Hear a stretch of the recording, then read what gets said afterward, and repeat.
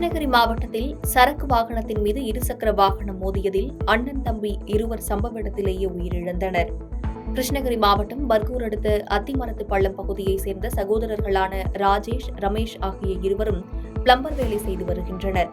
இந்த நிலையில் திருப்பத்தூரில் வேலை முடித்துவிட்டு இருசக்கர வாகனத்தில் வீடு திரும்பிய நிலையில் கிருஷ்ணகிரிக்கு ஜல்லி ஏற்றிக் கொண்டு சென்ற சரக்கு லாரியில் இருவரும் வந்த இருசக்கர வாகனம் அதிவேகமாக மோதி தலையில் அடிபட்டு சம்பவ இடத்திலேயே இருவரும் உயிரிழந்தனர். சம்பவம் அறிந்த கந்தளி போலீசார் உடனடியாக விரைந்து வந்து உடலை மீட்டு திருப்பத்தூர் அரசு மருத்துவமனைக்கு பிரேத பரிசோதனைக்காக அனுப்பி வைத்தனர். இந்த சம்பவம் குறித்து கந்தளி போலீசார் வழக்கு பதிவு செய்து விசாரணை மேற்கொண்டு வருகின்றனர். வேலைக்கு சென்று வீடு திரும்பிய நிலையில் அண்ணன் தம்பி இருவரும் உயிரிழந்த சம்பவம் அப்பகுதியில் ஆழ்ந்த சோகத்தை ஏற்படுத்தியுள்ளது.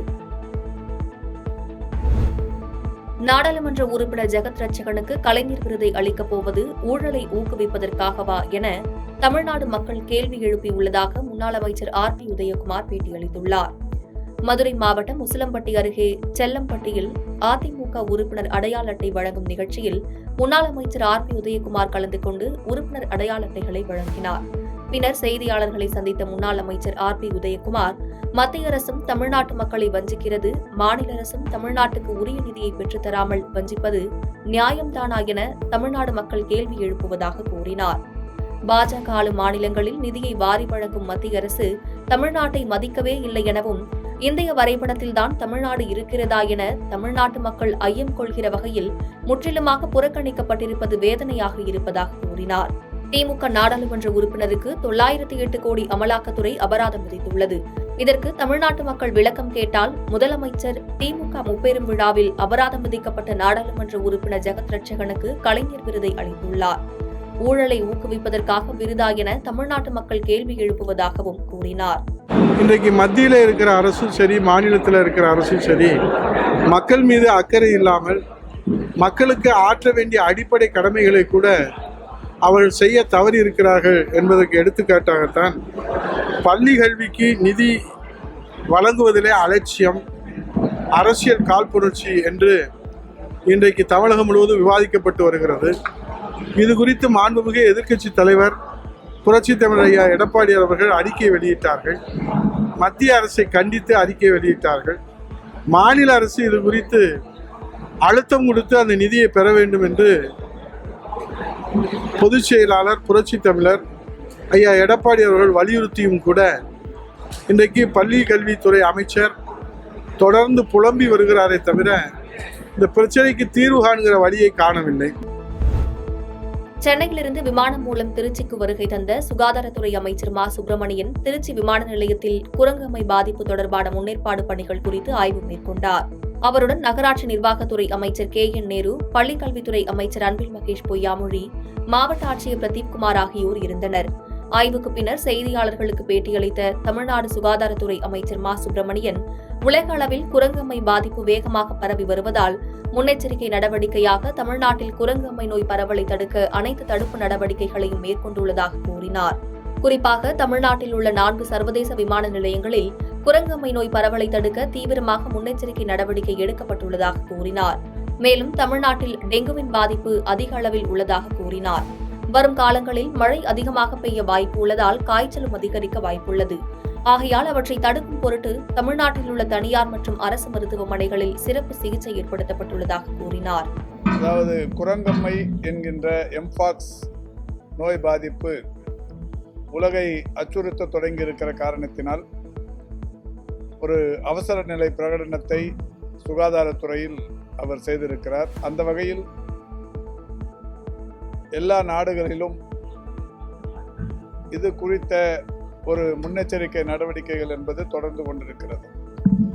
மாண்புமிகு தமிழ்நாட்டின் முதலமைச்சர்களுடைய வழிகாட்டுதலின்படி தமிழகத்தில் இருக்கிற பன்னாட்டு விமான நிலையங்களில் இது குறித்தான முன்னெச்சரிக்கை நடவடிக்கைகள் என்கின்ற வகையில் வெளிநாடுகளிலிருந்து வருகிற பயணிகளை பரிசோதிக்கும் பணி தொடர்ந்து நடைபெற்றுக் கொண்டிருக்கிறது. அந்த வகையில் சென்னையிலும் கோவையிலும் ஏற்கனவே நான் நேரடியாக சென்று அங்கே பரிசோதிக்கும் முறையை ஆய்வு செய்திருக்கிறேன். மன்னார்குடி அருகே வாய் தகராறில் வாலிபர் கொலை செய்யப்பட்ட வழக்கில் 2 கைது செய்யப்பட்டுள்ளனர். திருவாரூர் மாவட்டம் மன்னார்குடியில் காகிதப்பட்டறை தெருவை சேர்ந்த ஜெயநாராயணன் என்பவர் கடந்த 2 தினங்களுக்கு முன்பு நண்பர்களோடு பேசிக் கொண்டிருந்துள்ளார். அப்போது நண்பர்களுக்குள் ஏற்பட்ட வாய் தகராறில் மன்னார்குடி அரிசிக்கடை சந்து பகுதியைச் சேர்ந்த நம்பிராஜன் மற்றும் வீர் முகமது ஆகியோர் தாக்கியதில் ஜெயநாராயணனுக்கு பலத்த காயம் ஏற்பட்டு சிகிச்சை பலனின்றி உயிரிழந்தார். இதுகுறித்து மன்னார்குடி நகர காவல் நிலையத்தில் பெறப்பட்ட புகார் மனு மீது வழக்கு பதிவு செய்து குற்றவாளிகளை காவல்துறையினர் தேடி வந்தனர். இந்நிலையில் நம்பிராஜன் மற்றும் வீர் முகமது ஆகியோர் பாமினி ஆற்றங்கரை பகுதியில் பதுங்கியிருப்பதாக தகவல் கிடைத்துள்ளது. இதன் பேரில் போலீசார் கைது செய்ய முற்பட்டபோது போலீசாரை கண்டதும் தப்பிக்க முயன்ற நம்பிராஜ் பாலத்திலிருந்து கீழே குதித்ததில் வலது காலில் எலும்பு முறிவு ஏற்பட்டது. இதன் பின்னர் மன்னார்குடி அரசு மருத்துவமனையில் சிகிச்சை பெற்று வருகிறார். மேலும் கொலை வழக்கின் மற்றொரு குற்றவாளியான வீர் முகமது கைது செய்யப்பட்டார். இச்சம்பவம் அப்பகுதியில் பரபரப்பை ஏற்படுத்தியுள்ளது. அரசால் டாஸ்மாக் விற்பனை அதிகரிக்க எந்த நடவடிக்கையும் இல்லை எனவும், டாஸ்மாக் விற்பனை குறைந்தால் அரசாங்கம் உண்மையில் மகிழ்ச்சியடையும் என அமைச்சர் முத்துசாமி பேட்டியளித்துள்ளார். ஈரோடு மாவட்ட தடகள சங்கம் சார்பாக நடைபெற்ற 2024ஆம் ஆண்டு தடகள சாம்பியன்ஷிப் போட்டி துவக்க விழாவில் அமைச்சர் முத்துசாமி கலந்து கொண்டு துவக்கி வைத்தார். அதைத் தொடர்ந்து செய்தியாளர்களை சந்தித்து பேசிய அமைச்சர் முத்துசாமி, மதுபான விற்பனை கூடுதல் விலைக்கு விற்கக்கூடாது என எச்சரிக்கை விடுக்கப்பட்டுள்ளதாகவும், கூடுதல் விலை விற்பனையை தடுக்க 12,000 வெல்டிங் மிஷின் வாங்கப்பட்டு கடைகளுக்கு வழங்கப்பட்டு வருவதாகவும் கூறினார். மேலும் அரசால் டாஸ்மாக் விற்பனை அதிகரிக்க எந்த நடவடிக்கையும் இல்லை எனவும், டாஸ்மாக் விற்பனை குறைந்தால் அரசாங்கம் உண்மையில் மகிழ்ச்சியடையும் எனவும் கூறினார். கஞ்சா போதை விற்பனையாளர்கள் மீது கடுமையான நடவடிக்கைகள் எடுக்கப்படுவதன் காரணமாக அது தொடர்பான செய்திகள் அதிகம் வெளிவருவதாக கூறினார். அந்த சேல்ஸ் குறைந்தால் அரசாங்கம் உண்மையிலேயே மகிழ்ச்சி அடையும்.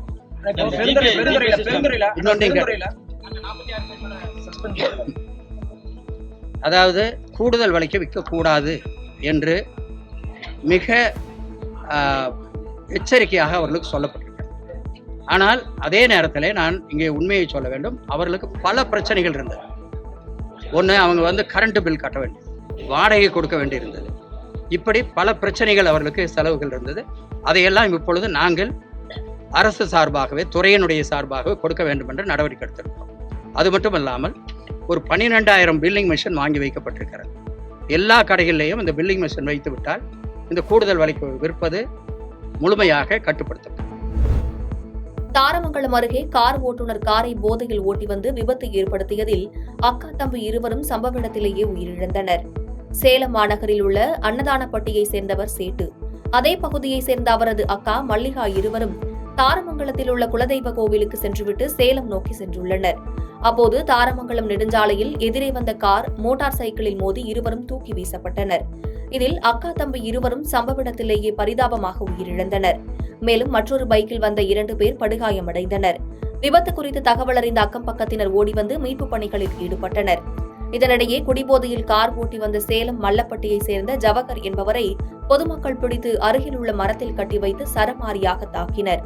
இதுகுறித்து தகவல் அறிந்த தாரமங்கலம் போலீசார் இறந்தவர்களின் உடல்களை மீட்டு பிரேத பரிசோதனைக்காக சேலம் அரசு மருத்துவமனைக்கு அனுப்பி வைத்தனர்.